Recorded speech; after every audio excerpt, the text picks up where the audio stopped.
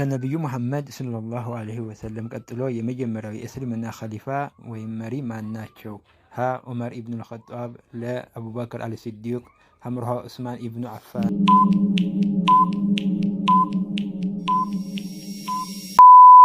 ትክክለኛው መልስ ለአቡበክር አልሲዲቅ። ቁርአን ለመጀመሪያ ጊዜ የወረደው በየትኛው ወር ነው? ሀ ረጀብ፣ ለ ሸዋል፣ ሐምሮሃ ረመዳን።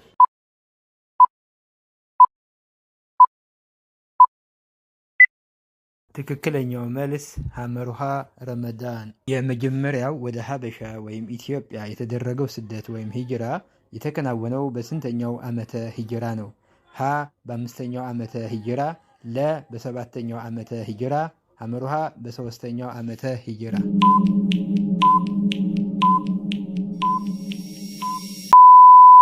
ትክክለኛው መልስ ሀ በ5ኛው ዓመተ ሂጅራ። የአላህ ሰይፍ ወይም ሰይፉላህ በመባል የሚታወቁት ታላቁ ሶሃባ ማን ናቸው?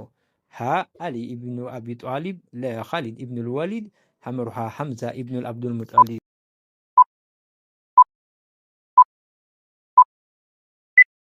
ትክክለኛው መልስ ለኻሊድ ኢብኑል ወሊድ። በቁርአን ውስጥ ረጅሙ ሱራ ወይም ምዕራፍ የትኛው ነው?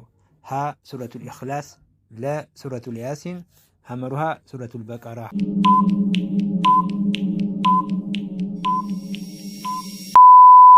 ትክክለኛው መልስ ሐመሩሃ ሱረቱል በቀራ። የተከበራችሁ ወንድም እህቶች ከ5 ጥያቄዎች ስንት እንደመለሳችሁ ኮሜንት ላይ ጻፉ። ላይክ፣ ሼር ኤንድ ሰብስክራይብ ማድረግን እንዳትረሱ።